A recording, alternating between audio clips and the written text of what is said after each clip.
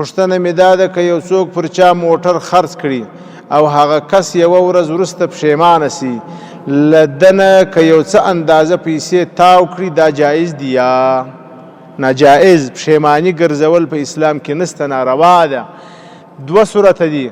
یو صورت دا دی چې زه ستا سره سودا وکړم، پر تا مې موټر خرڅ کړي، ته چې موټر رانیسې و ما ته ووایه چې وروره ما ته 3 ورځې خیار راکړه. دې ته خیار شرط ویل کېږي.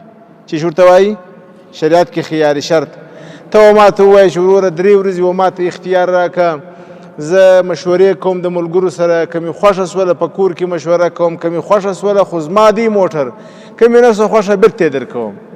نو په دې 3 ورځې کې که ستا خوښه سوله سودا ده، که دې نه سوه خوښه بېرته به موټر را واپس کړي.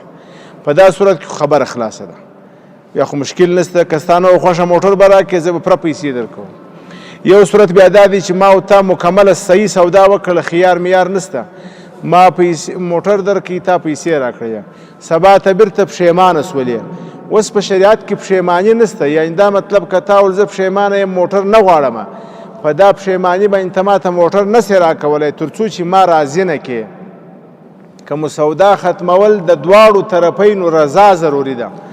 لکه په اول وارې کې چې سودا کوو د دواړو رضا ضروري ده، بیرته د سودا په ختمولو کې هم د دواړو رضا ضروري ده.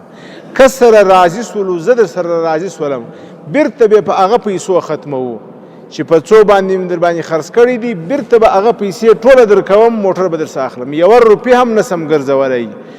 که مې 1 روپۍ وګرځول دا ناروا ده. دا چې خلک پښیماني ګرځي دا شرعاً ناروا ده، ناجایزه ده.